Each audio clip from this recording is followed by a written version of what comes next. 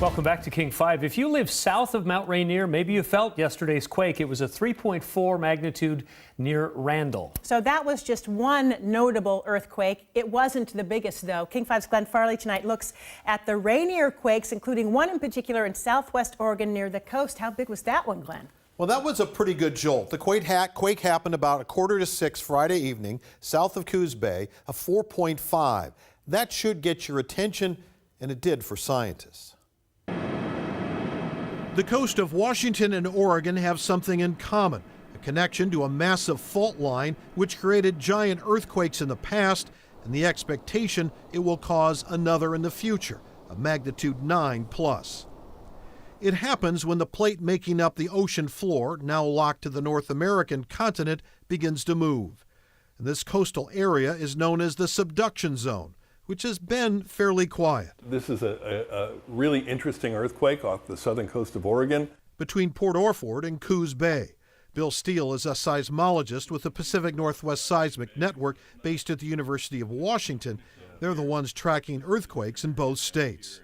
But they can't tell yet if it's in the ocean floor being pushed down, the continental crust rising up, or where the two actually meet, the interface, the fault itself. We just don't have a lot of earthquakes in the subduction zone as you find in subduction zones all over the world. So that makes us kind of unique. And so when we see an earthquake that might be in that subduction zone interface, it does get our attention. Then there's what's going on at Mount Rainier and around it. We have a small swarm going on, by the way, that has nothing to do really with the larger earthquake down here about 30 miles away from the mountain.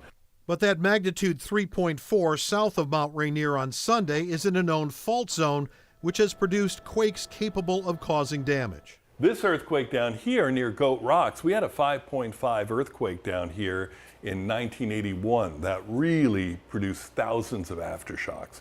So it's an area of known seismicity and weakness in the crust.